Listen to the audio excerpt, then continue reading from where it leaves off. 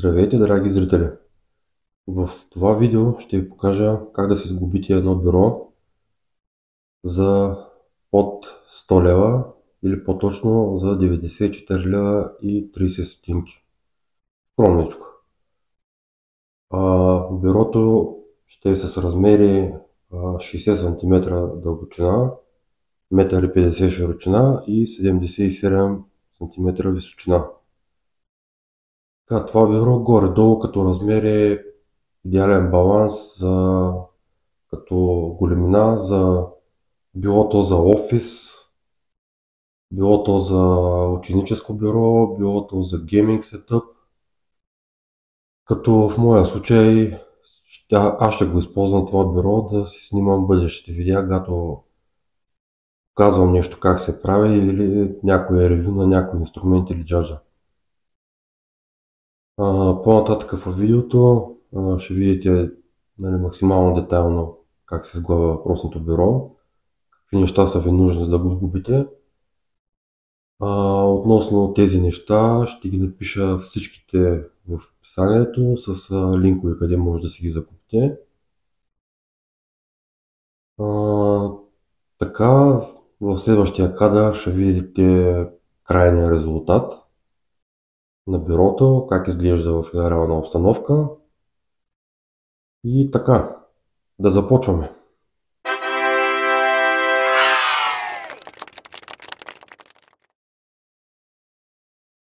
Ето това са нещата, които са ви нужни за сглабване на бюрото.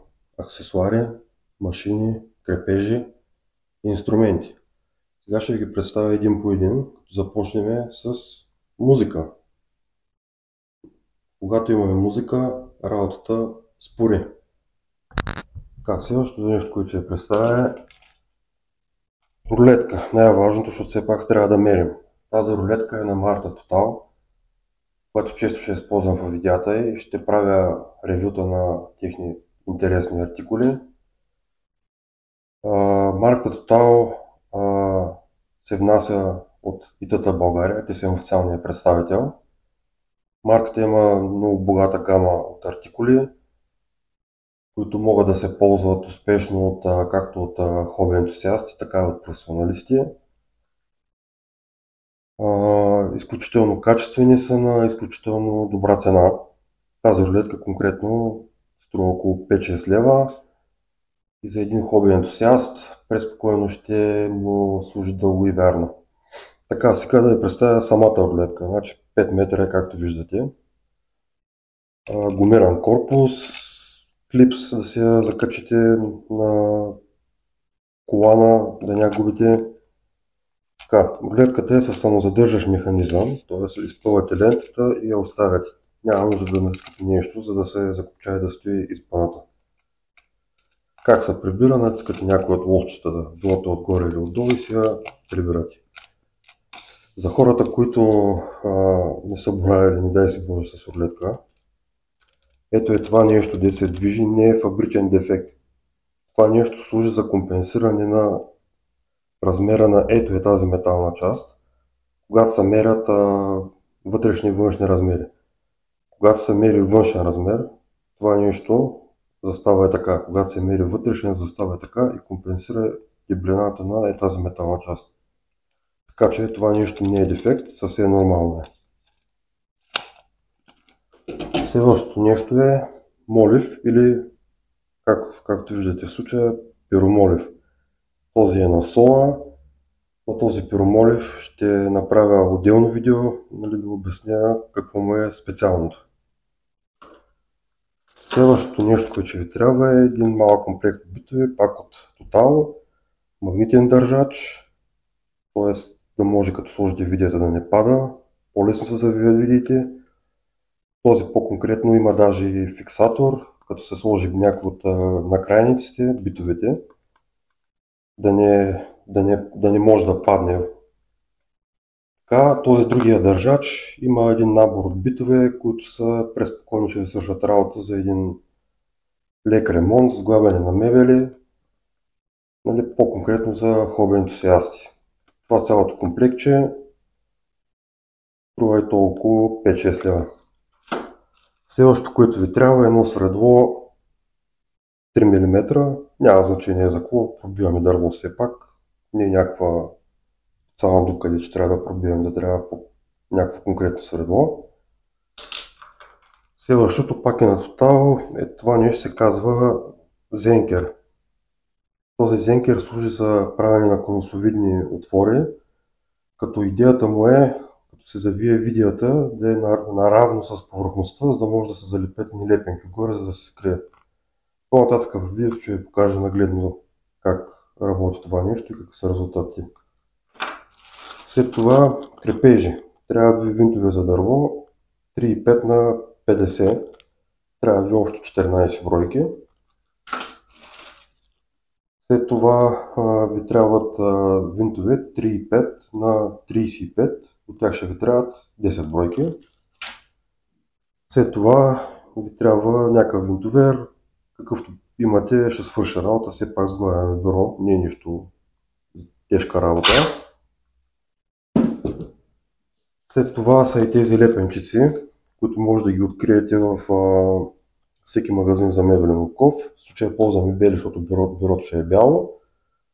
Вие естествено може, имайки размерите, да се направите някакъв друг цвят, като съответно може да го съобразите с цвета на лепенките. Следващото нещо са и тези гумени крачета, които ще сложим отдолу на краката на бюрото, за да може, като се сложи на ламинат или на плочки, да не се хлъзга. Диаметър е 18 мм, самозалепващи са, но препоръчвам да се сложи една капчица канакулит и да ги държи на място, за по-сигурно. Канакулит може да ползвате всякакъв, аз да речем ползвам този. Това са ПДЧ плоскостите, които са ви нужни за сглабяне на бюрото. С тях може да си ги набавите от някоя фирма, която предлага рязане и кантене. Ако не може паметта, може и някои от големите вериги строителни хипермаркети да предлагат също рязане и кантене, при които може да отидете с размери и да ви ги нарежете и окантят. Като тези размери сега ще ви ги кажа един по един за всеки елемент. Отделно ще ги сложа в описанието на видеото, да си ги имате. Така, първо почваме с плота на самото бюро. Размерите са му 60 см дълбочина и 1,50 м широчина. Въпросното ПДЧ трябва да са оканти от всяка страна.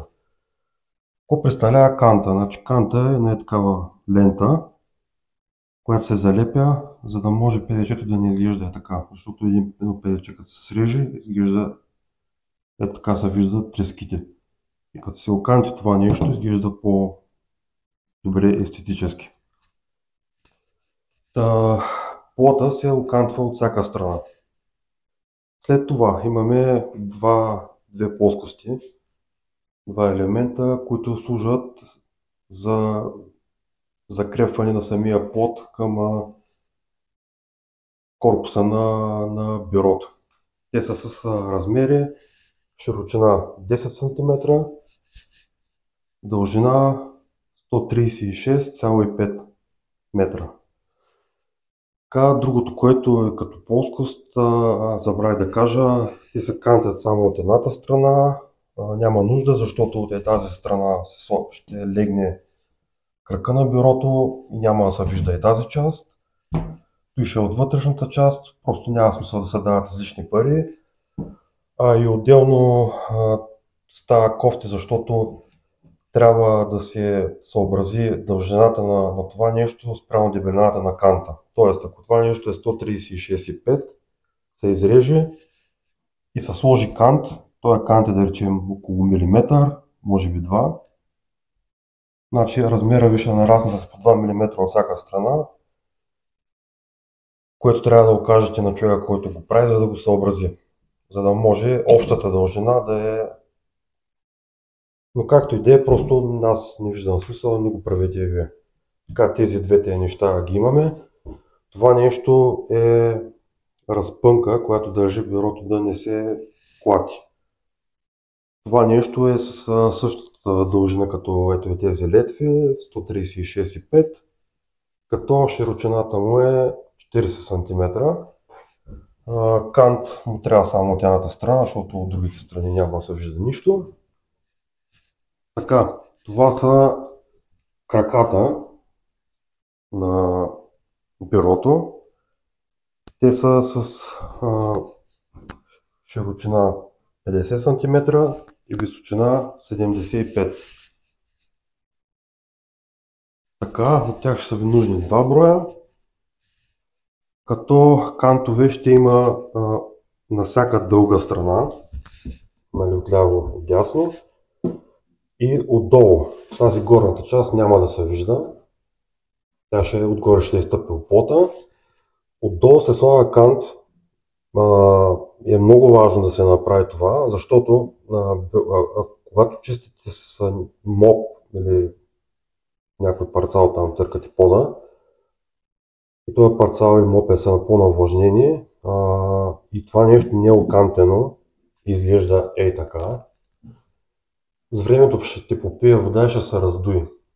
И съответно ще се наложи смяна на въпросната плоскост. Това са елементите. Дойде момента, в който трябва да разпробием плоскостите. Като сега ще ви покажа къде трябва да се бележат. И най-вече защо? Защото има една тънкост за начинаещите, които вероятно не знаят. Така, тези двете плоскости трябва да се пробият общо 5 отвора на тях. Като всеки отвор трябва да е центриран в средата на плоскостта. Значи 10 см на 2, 5, което ще рече, че всеки отвор мерите 5 см от някои от ръбовете да е в средата. Така, първият отвор е на 5 см от горната част. Като всеки следващ отвор си го мерите от тук. Първият е на 5 см, вторият е на 36,5, третия е на 68, четвъртия е на 99,5 и последния е на 131 см. Това ви трябва да се разпроби. Така, следващото продължаваме с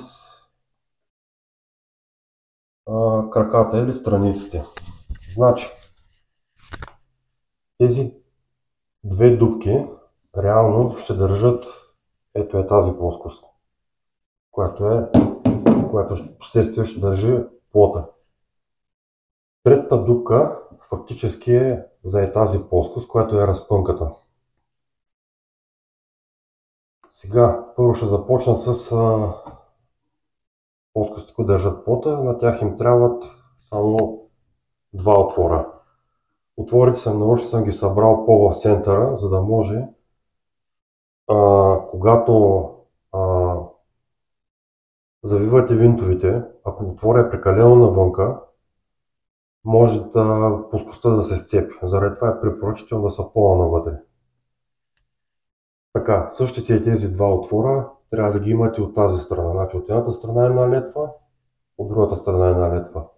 Като от тук до тук са 3 см, от тук до тук са 7. От тук до тук 3, от тук до тук 7. Сега, другите отвори, които трябва да се пробият, са 3 отвора общо, на надолу, които ще държат тази плоскост, понеже тя се монтира е така. Отвора, размера, който е от този ръб на насам са 11 см, от тук на насам пак са 11, от тук на насам пак са 11.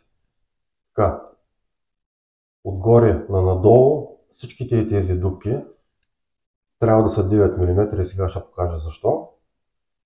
Така, после от тук до тук са 19 см, от тук до тук са 37 см. Същото нещо го правите и на другата плоскост, като гледате да са огледални. Нали, трите дупки от лявата страна, трите дупки от дясната страна. Така, сега причината защо тези дупки трябва да са точно на 9 мм, в най-лошия случай около сантиметър. Значи, една плоскост стандартна е дебела 18 мм, което ще рече, че при нашето сглабяне този отвор трябва да е точно в центъра. 9 мм, т.е. половината на тази. Защото дупката, бидейки тук в този отвор, видията ще мине точно в средата на плоскостта. Ако го преместите малко по-надолу отвора или по-нагоре и завиете видията, е тук може да се отвори или е тук. Да се сцепи самата плоскост.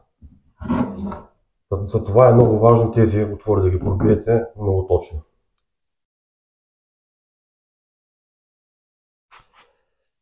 Ето го в момента, в който ще пробиеме дупките. Сега, когато отидете в склада да ви разкроят плоскостите, може да ги помолите да ви дадат някакво парче излишно, за да може да го подложите, защото когато пробивате, не си пробиете пода. Така, тук в случая влиза в употреба вече средото 3 мм. Вече всеки според винтовера си го наглася, дали има степени или не. Значи на бързи обороти се пробият дупките. Значи в центъра натискате. Когато усетите, че влиза в долната плоскост, спирате.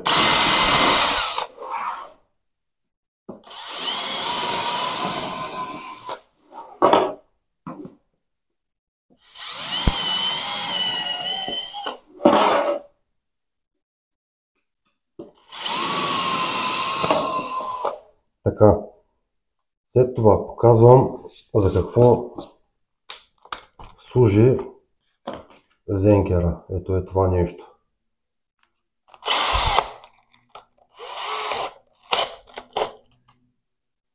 Много леко на бавни обороти.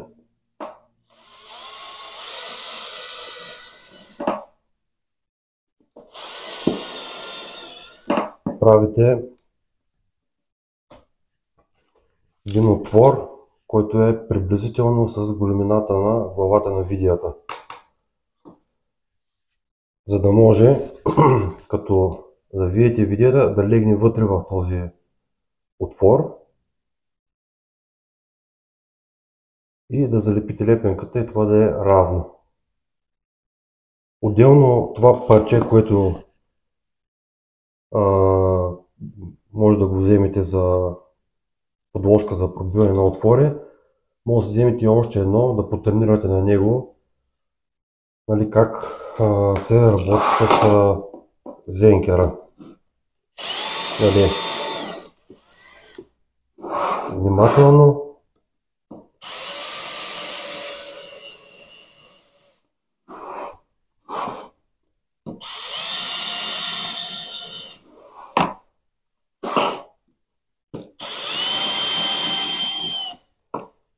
Това е достатъчно. Правите това нещо на всички места, където са маркирани за пробиване и фрезоване с зенкера. Всичко е разпробито и сме готови вече за сглабяне. Сега първо малко да ви светна какво представлява този държач за битови, който представих в началото на видеото. Магнитен с фиксатор, т.е. да не ви се изважда бита. Магнитен, т.е. слагаме видеята и магнита я държи права, докато простите битове, които не са магнитни, слагате видеята и тя пада. Така, другото, което е хубаво на въпросния на държач за битове, е този фиксатор. Забележете как самия бит има и тук като грайферчета. Като тези грайферчета при завиване на видеа в по-твърдо дърво, при самото усукване някой път бита се вкопава. И ако имате обикновен държач, Нали? И това е ситуацията, в която ви се вкопа и бита. При дърпането на винтоверата бита остава е така. Аз съм имал много случаи, в които нали, навивам една видео, втора, трета, пета и в един момент дърпвам винтовера и виждаме е това е така, че бита ми го няма, викам бре къде падна, почвам да гледам по земята, пък той е останал е така забит във видеята. Като в случая с този държач го нямах този проблем, защото бита тук си стои здраво. Магнитен, с шестостенен захват. Така, говорейки за битове, много е важно какви битове използвате. Значи, имате ни обозначения PZ2 и PH2. Какви са основните използвани битове, като важното са първите букви. Значи PH по принцип се използва за винтове за метал, докато PZ се използва за винтове за дърво. На пръв поглед изглеждат еднакви, но както виждате, примерно този дето е за дърво отляво е леко скосен. Значи това нещо допринася колко хубаво, нали, по-добре ляга самия накрайник, за да не ви превърта. Ето го PZ2 за вин за дърво. Колко хубаво изтегнато го държи. Значи е го PH2, който е за метал. Его е това движение и като тръгнете да го завивате, ще има да ви изплесва и да се ядосвате. Заради това PH2 за метал, PZ2 за дърво. Като PZ и PH са основните означения. Номерата вече са колко по-скосено е това и за колко по-малки винтове. Значи ето това е PH1, това е PZ1. Има и по-големи размери, ама предполагам няма да се може да ги ползвате. Това за битовете. Малко продължаваме с сглавянето. Така, сега за сглавяне ще ви трябват ето такива видеи. Видеи за дърво, като размера им е 3,5 на 50. 50 се има предвид дължината, или 5 см. Ще ви трябват 14 бройки, за да сгубите бюрото. Като да ви е по-лесно, може да ги навиете предварително в отворите, където ще сглавяте елемента. Така, това е страницата, това е задната част, това е предната част на бюрото. Така, това е разпънката или детайла, който държи плота. Значи като го сглавяте, гледате, ето е тази част, дето е окантената, де е от външната страна, която се вижда, а тази част се остава вътре, тя заради това не е окантена и няма да се вижда. Така, ето е тези отвори, трябва да стоят надолу. Така, сега като сложим елемента, ето е тази дупка, като сложим страницата, ето е тази дупка, трябва да е от горната страна, дето не е фрезованата.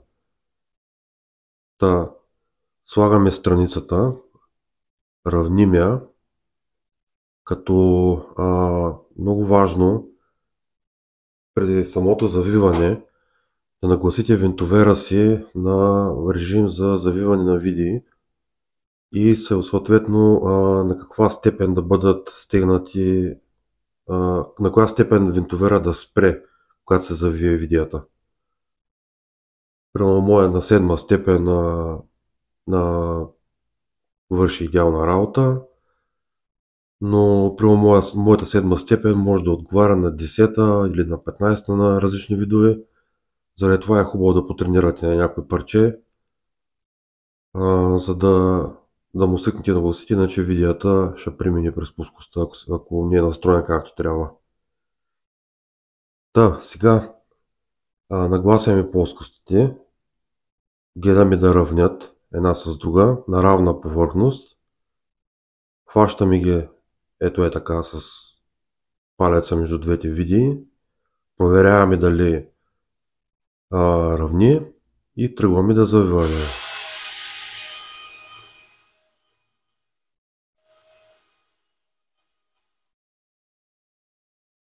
Така, проверяваме си пак да не се е разместило.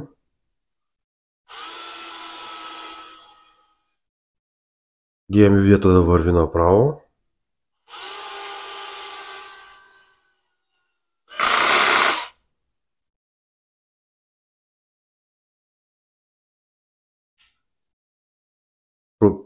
Проверявате пак дали е наравно.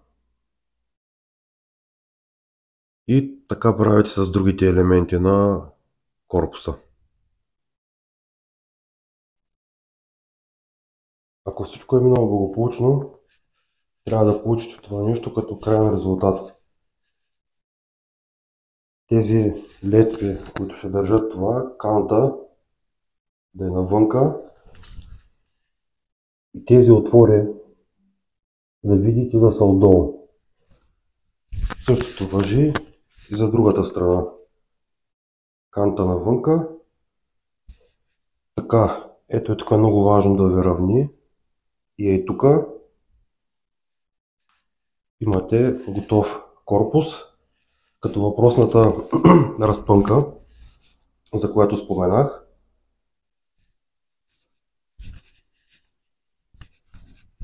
я подпирате към тази, първо монтирате тази, след това подпирате към нея, завивате тази видеа, след това идвате тук и от ръба навътре измервате 10 см и тогава завивате най-долната видеа. След това завивате средната видеа и сте готови с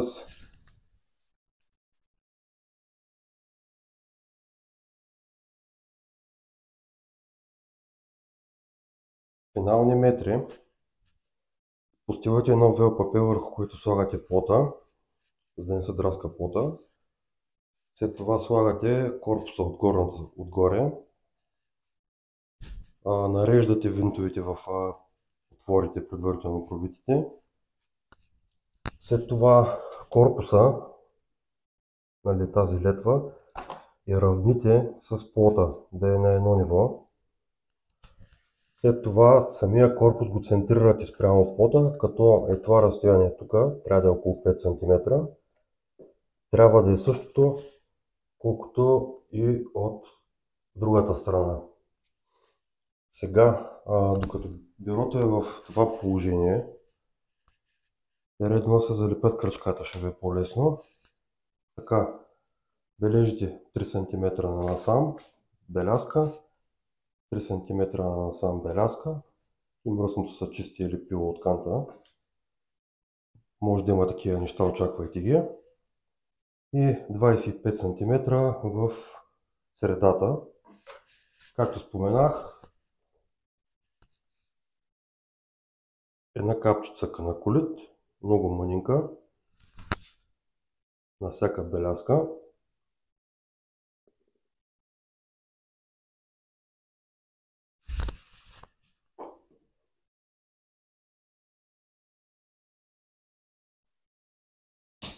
И след това залепете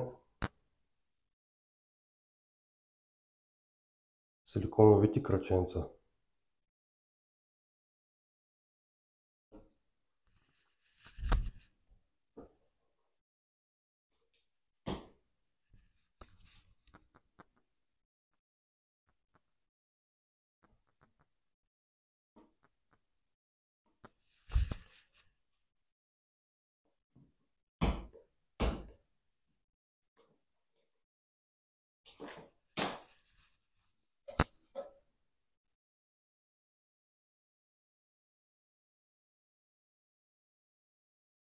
На другия крак залепяте още 3 краченца.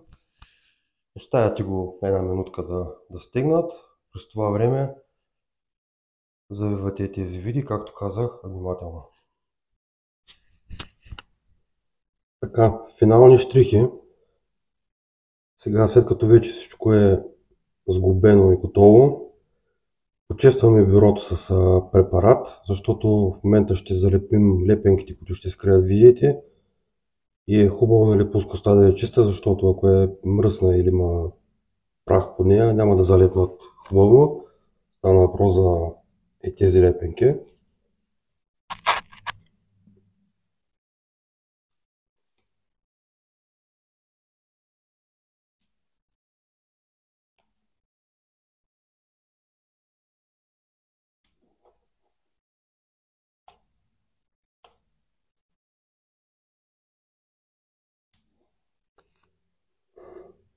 Ето така. Продължавате с всички други места, където има види, ги налепете. Ето го бюрото, сглобено, готово за работа, да се пишат домашни на него или да си наредите един гейминг сетъп и да си цъкат игрици. Остава само да го полеем. Ай, чао!